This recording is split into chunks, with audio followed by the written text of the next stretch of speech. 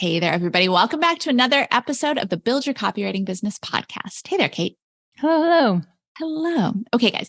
Today, we are going to talk about how to upsell your current clients on more work. We'll also talk about how to upsell past clients, but we're talking basically about upselling. And first of all, you should do, and we'll talk about that in a second. But don't forget too, that the easiest clients to sell on work are ones who already know you and are already thrilled with the stuff that you're doing. Yes, absolutely. You need to be pitching. I mean, I would say let's link to the shit, but every episode we say you need to be pitching. You need to be pitching to get new clients. Absolutely. But also there's no reason why you can't help your current clients or your past clients even more and get more work out of those clients. Every time you pitch a new client, there's some inherent risk in it. Like, yes, you say you're fantastic, but they never really know until they work with you. And you are fantastic. So that works out well. But also, you don't know if they're fantastic to work with until you work with them. It goes both ways. Yeah. That's a great point. It's a little quote unquote risky for you because you just never know what the client's going to be like. But when you have a current client or a past client, there's no risk for them because they already know that you're fantastic and you're fantastic to work with. And you know that you like working with them as well, which is why we're going to dig into upselling today. When we talk upsell too, I think one of the things to think about is we're just talking about additional work, additional projects. You've worked on a project with a client. This can be an upsell in the terms of, hey, we agreed to work on this. I also think this project would go along really, really nicely with it and would pair nicely. But it also can just be you have worked on a project, they've gotten to know you, they know you're great, to Nicki's point, and then you decide to sell them on more work. It doesn't have to be something that happens at the beginning of each process. This should be something that you're upselling. We were talking about when is the best time to upsell your clients. Always is the answer, because there's no bad time to, if you see a project that could deliver value for your clients and you see something that could have a major impact for their business, then there's no reason not to bring that up and raise that. It's not about you. Yes, it is. You're going to get more work, but it's always about looking at what's in the best interest of your clients. And so if there's anything that you think could help them, then you're doing them a service. Yeah. And I think you put it best, Nicki, before we start recording again. We should just always be recording. Is that you're doing a disservice to your clients by not bringing it up. And I think that's an even stronger argument than it's a service to your clients. It's that you're hurting your business if you don't point it out to them and say, hey, I think this is a huge opportunity for you, and here's why. Mm-hmm. Yeah, exactly. Please don't be thrown by the word selling or upselling, or it's not. I think sometimes people think of selling as a bad thing, and I mean, it's not. If for our CCA students, if we had never sold you the Comprehensive Copywriting Academy, you wouldn't be in the place of being a working copywriter and changing your life. I don't begrudge Apple for selling me my iPhone. I don't begrudge. Oh, I do. Well, Kate's an exception, but selling is you are providing something valuable as a copywriter, and when you are making a suggestion about a possible next project, you are going to be basing that, just like you did with your pitch, your idea in your pitch, you're going to be basing that on something that's going to be valuable to them. So, and again, we'll talk about exactly when, although all the time, but when you are suggesting a project, it's because you have been either working with your client or maybe you worked with them previously and you see an opportunity in their business. Maybe you're working on their welcome email series, and because you're a good copywriter, you sign up for their email because you want to see everything they're putting out. And maybe you get a sales email series from them and you go, this could be better. And if improving that can benefit their business, it benefits both you and them to mention it. And it doesn't have to be anything formal. It doesn't have to be a PowerPoint presentation by any means, but you should be looking for things within their business to help them. Like Kate said, you're doing a disservice to not point out things that would change their business for the better. Does it benefit you? Sure, it does. If they decide to do the work, then they hopefully will hire you to do that work. Yeah, that will benefit you, but it will also really benefit their business. As a client, I want our team members and any contractors we work with, vendors, to point out to me when they see something that we could be doing better. That doesn't mean I'm going to immediately make that a project or hire them to do it or anything along those lines, but I might put it on the list, and we're going to do it the next quarter, the quarter after that. But I want to hear about ways that we can improve our business, especially from freelancers, team members, vendors that I know and trust. Yeah, and I think one of the things when it comes to upsells is that copywriters feel like they need a project locked and loaded and ready to go. Of like, this is my upsell. When I get a client, this is what I'm going to pitch them, and these are the 3 or 4 ideas I have to repitch my clients. And you don't necessarily, actually, in fact, you don't need. You can have these ideas in mind, sure, but to Nicki's point, once you start digging in with this business, you're going to find things specific to that business. You don't actually need to have a generic cookie cutter list of things to slot in for each client, because each client is really different. And this goes back to, and we can link to the episodes where we've talked about packages and whatnot, because you want to have ideas, but you want to tailor everything to that client and what that client actually needs. And what's valuable for one client isn't going to be necessarily the same thing that's valuable for another client. Could it be? Sure, but not necessarily doesn't have to be the same exact thing. And so we'll give some ideas of things you can look for, but know that when you are actually in a project with a client, that this should be on your list. And just remind yourself, if you kind of get lost in the project that you're doing, to come up for air and say, oh, is there anything I've noticed during this that would be helpful for this client? You know, if you're working on an email and you say, hey, where does this email driving to? And you see the landing page that it drives to, and you think, oh, this landing page could be a lot stronger, and here's why. There's your opportunity. You want your email to succeed, and so you can base that off of obviously the open rate and the click-through rate. But then if the where they're going isn't strong, and then that fails, and the whole purpose of the project is whatever the end goal is of that landing page, then you certainly want to set yourself up and your client up for this project to succeed. Same thing with an ad. If an ad's driving somewhere, or you're not writing the ad, but you know an ad's driving traffic to the page that you're working on, think of the whole customer journey of where your piece fits into that journey. And if you're looking at everything before and everything after, that's the first place I would start to look for ideas versus outside of the project you're working on. Yeah, that's a great point. Where does your piece fit into the entire customer ecosystem? I was leading a coaching call for the CCA. I don't know, maybe it's last month or the month before. And one of our students sent in a website that she had done for her client to have me take a look at, give her some tips. And by and large, she did a fantastic job. I didn't think of it until this moment. I should have looked up her name, but she did a fantastic job. It was for a landscaping company, and it was all about making your backyard, if you have a very Zen feeling. And so the brand voice was good, and the copy was very good. I had some tips to offer her, but she did a great job. Part of it was she did also a great job encouraging people to use the opt-in form on this site to get in touch, to set up a consultation call.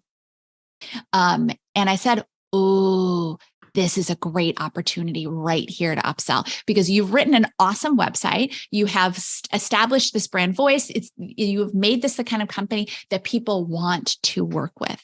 So what is the next step in the process?" I said, you should propose to your client that you now put together an excellent email series for them. First of all, what is that? They should get an automated email immediately as soon as they submit that form. So what is that going to say? And it's got to set expectations. It's also got to carry through what can they look at in the meantime before the appointment.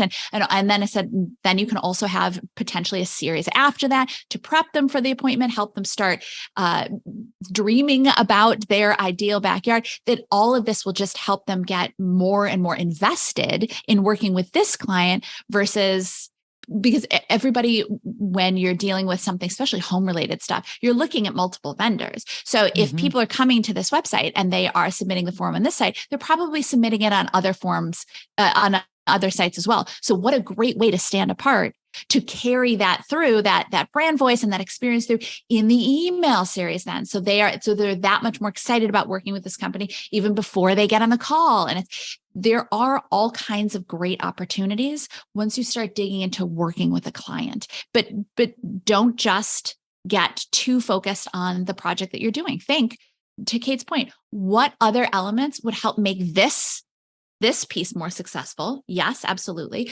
But what other elements would help make the entire customer journey more successful for both the customer and for your client?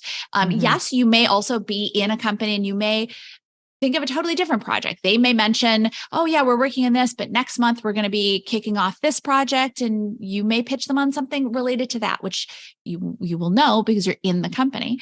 You don't, like Kate said, you don't have to know in advance what you're going to be pitching them on, but just keep your mind open and think of it in terms of what are the other ways that I can help my client be more successful? Because that's what this is all about. You don't want to be pitching stuff just because you want more money. I mean, yes, we all want more money. Money is great, but you want to be pitching things that your client is going to go, oh, good idea. That would help us a lot. We need that. Let's do that project next. And I think when you think of it in terms of the customer journey versus the projects themselves, you end up choosing the right projects, if that makes sense. So instead of saying, this client needs a stronger about page, maybe they do, but what does that relate to what their goals are right now and what their focus is? And so, if you just think of deliverables, about page, email, landing page, banner ad, Facebook ad, you're not necessarily thinking of it in terms of the strategy of what the client is focused on. And so any one of those could be great deliverables, but which one is going to have the most impact for their goals? So thinking of it more, starting not from the deliverable dictating what you're upselling, but starting from what is the goal and what element, what pieces are missing, or what pieces could be strengthened that would help fill this goal. And so if you're starting from that place versus I just need the deliverable that I'm going to upsell them on, it's going to be from a much stronger strategic place that will have a higher impact, will have a higher value. So I think this is where I get hung up on people having like lists of projects. Yes, to remind yourself of what possible deliverables are, but reminding yourself to take a step back from that first to say, what is the goal and which deliverable would best achieve that, versus just thinking of, well, I love email, and so I'm going to upsell them on email. Well, if that's not the best thing for this project or for this client or for what they actually need, maybe they have a really, really strong welcome series and post-purchase series. They have all of these great, strong email communications, but maybe where those emails, maybe they're not driving to very strong pages. So like taking a look, okay, their emails are really strong. Where are those clicking through in every one of those emails? Are there any places that are weak, or are there any emails that don't necessarily have a clear call to action or a clear place that they're driving that, or is there a better place that they could be driving? This email sends them off to this page, but it would be even better if it drove them here. So really thinking about what's going to have the highest impact for this client. Yeah, be strategic the way that you were if you were on the team and deciding what project to do next. With the landscaping example, they were working on the website. It was clearly she'd been hired to do it. The priority was to create a really fantastic website, and she did it. But that they are focused now on the customer experience. And so this is step one in the process. So it made a lot of sense for her to then pitch them on step two in the process, right? That just makes sense. You're going to improve it as you go. It would not have made sense for her to say, I noticed that they have a really kind of cruddy description of the company on Facebook. I mean, yes, would it benefit them to have that improved? Absolutely. But it's going to be so outside the zone of what the client is thinking about in this moment that it doesn't make sense. And maybe eventually if you start doing social media stuff for them, or, you zhuzh up, technical term, zhuzh up their bios across all of the social platforms, maybe that's the time to do it too. But what is your client focused on right now? And what other projects can you come up with that will support that focus, that are already within that realm of focus. Yeah. I just love the word zhuzh, and I feel compelled to share that the spelling is ZHUZH. So if you ever need to use the term zhuzh, we've started putting that in some of our creative briefs that I write, Megan. And yeah, zhuzh. See, technical term. Yeah. Well, and the thing is too, is now we can talk a little bit about when is the right time to pitch, which to Kate's point is anytime.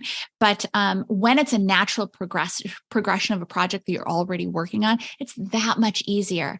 As you're starting to wrap up so for example, we'll come back to this landscaping example.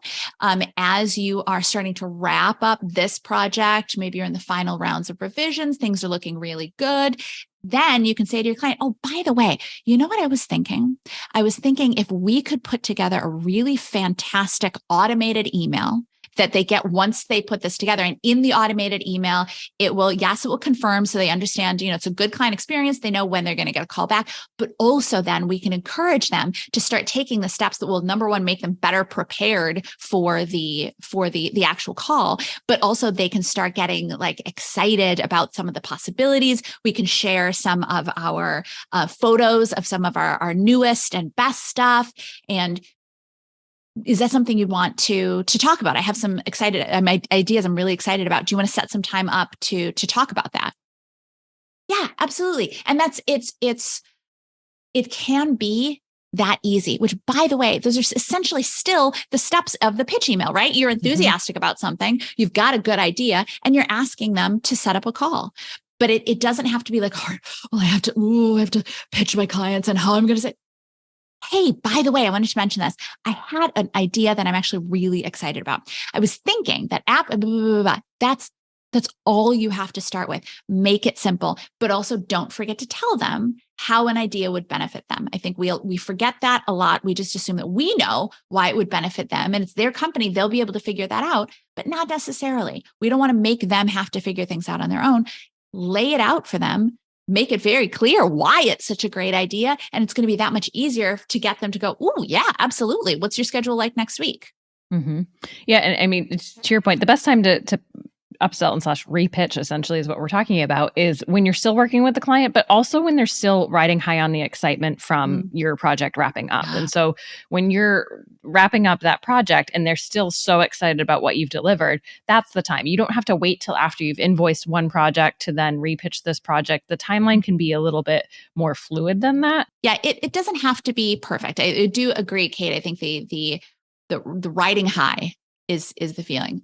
Or if you notice that you are bad about sending in invoices, send an invoice and then get your client on the call. Fine. That's fine. It doesn't have to be perfect. But what matters though, is that you send them this idea while it's fresh in your mind, because it will just always be easier to upsell, to repitch them while you are still in direct communication with the client. That said, though, that does not mean, it very much does not mean that you can't or that you should not go back and repitch previous clients. Mm-hmm. Yeah, you absolutely should. End of period. End of story. I was thinking we could tell them more, but that's okay. Well, but it's the same thing. So I think, one of the things I like to do is in my invoice tracker and CCA students, this is I use the same one that you're using, simple Excel. I've added a column though with notes. And so I do two things in this. And I think I've talked about one and I'll skim over this pretty quickly, but basically any notes that I want to add about what a pain in the butt the client was to work with, because it's very easy to look at my invoice and be like, wow, I made a lot of money with that client. And it's very easy to forget how miserable it was till I do another project with them. And I'm like, oh, that's why, I remember now. It's so easy to forget that. So notes about those sorts of things that you want to remember, or on the alternative, I love this client. They're so easy to work with, those sorts of things. The other thing though, is notes and ideas for repitching, essentially, to say, okay, here's some things that came up. I'm so focused on getting this project done, but I don't want to forget that I saw this. Here's a link to this web page on their site that I think I want to revisit, and there's some ideas there. Or, I was reading this email that I got from this client, and there's something. Let's revisit this too. So things to revisit, and certainly in the process, I should be revisiting those things again right as a project's wrapping up. But inevitably, sometimes maybe I have too many projects going on. Is honestly what That's true, but also not necessarily. Like we were saying, if it's a project that is directly related to the one that you're working on, that makes sense to pitch it right then. Right. But if it's a project that could be impactful, but it's not directly related to it, you might know, because you're in there, you're working with them. You might know that their bandwidth is taken up on this project for the next couple of months. You because you're talking with them, they're talking about the schedules. So you might want to wait a little bit. That's a great point. Pitch a different type of, still impactful. Obviously, anything we're pitching them on will be impactful and beneficial for their business. But if it's something that is a totally new project, even if you say to them, hey, I have this idea, as you've just wrapped up a project, even you say, hey, I have this idea for a totally new project, it's very realistic for them to say, I am so interested in that.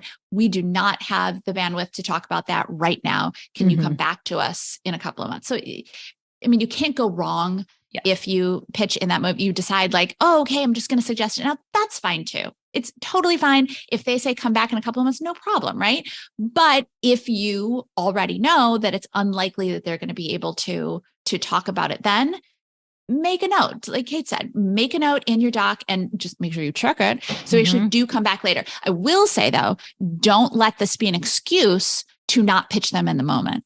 Because I know you guys and I know human beings. And I say this with so much love, but sometimes we argue for reasons not to do the stuff that we know that we should do. But like, well, I just know they're really busy. So I'm just going to put this in a document and I'll come back to it later. When you know that that's a project you really should be pitching in the moment. So just... I would say all projects should be pitched in the moment. I think this conversation is for those moments where you just forget to do it in the moment, or you're so busy with other things that you just forget. And so, pitch in the moment, and then put on your calendar a follow-up if if you need to follow up in a couple of months. But for the ones where you just thought, oh, I got so busy, and I had this really great idea for them, and I just totally forgot to tell them about this and repitch them about this. Then repitch them about it once you are revisiting your notes and going back through and saying, hey, same process. I think this project would be really impactful. Maybe you start off with a line and said, hey, I really loved the work we did on XYZ, whatever your last project was with them. Maybe you follow up, hey, how's that performing? And then go into your next idea.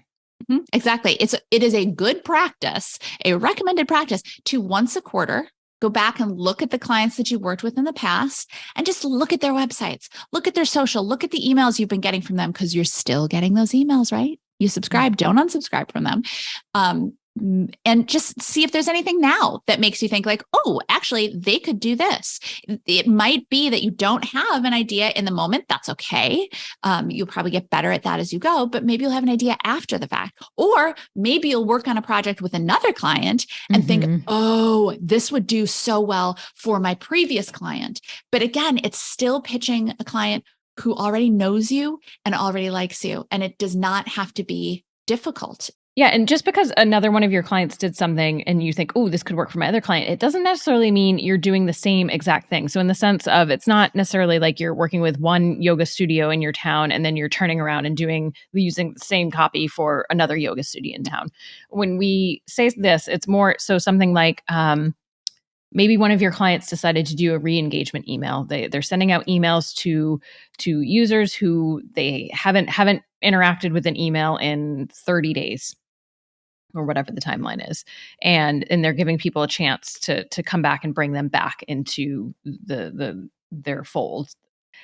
And you think, oh, this could work for this other brand that I worked with that didn't have a re-engagement series. The same tactic, the same strategy. And so it's learning all of these different tools that your clients are using to engage their audience, to get their customers to take actions that they want them to take, and applying that to potentially completely different industries. So, maybe one client is doing this re-engagement. They're a garden shop, and the other, I guess, the landscape, that's top of mind.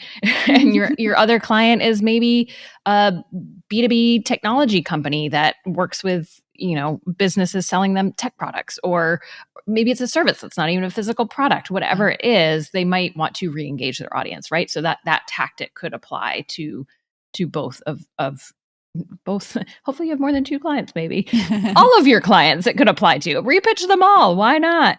And so those sorts of things to look for. So yeah, you don't necessarily have to have the idea in the moment. The key though is to focus on the providing value. When we say upsell, I know that, like we said, I know that freaks some people out. If it helps, think of it as up valuing. I don't know. Maybe that's a little like weird, that. but Up value. That sounds like it could be a Coining marketing terms. buzzword. Yeah. Yes. Stop trying to make up value a thing. Keep trying to make it a thing. Keep trying to make it a thing. But think of it as, how can I provide more value? How can I be more helpful to the clients that I've worked with in the past and the clients I'm working with now? And I don't mean in the how can I bend over backwards and give them more stuff for what they're paying me? Yes, always provide service, but what I'm saying is, what are additional projects that I can suggest to them that might be helpful? And there is no downside to pitching a new project too. I want to make sure that we're very clear on that. Upselling. Oh, I feel like there's something in there. That's real good. That's real good. There's a copywriter, ladies and gentlemen. Wow. But there truly isn't. The worst case scenario is they'll say, it's an interesting idea, but I just don't think we have the bandwidth for that right now. Okay, no big deal. And the best case is they go, oh my God, that's a great idea. Let's get in a call and let's absolutely get that started with next. Great, worth it. So again, focus on the fact that you are going to be providing value. And like we said a couple of times in this episode, you are hurting your client by not suggesting projects that will benefit them. And you can also, I think sometimes copywriters think, well, if this is such a good idea, why didn't they think about it already? Right? I think it can be a great way for resistance to kick in. Well, they probably thought about it already. I'm sure there's probably a really good reason why they're not doing it. Maybe not. Or maybe it's a project that maybe it's something they haven't thought about already. And they'll go, oh yeah, actually. Or maybe it's a project they have thought about in the past, but they haven't had the opportunity or the right writer to help them out with. Or maybe also times change. Yeah. Exactly. That they thought about it. And now, 2 years later, they were in a completely different environment, and time keeps moving forwards.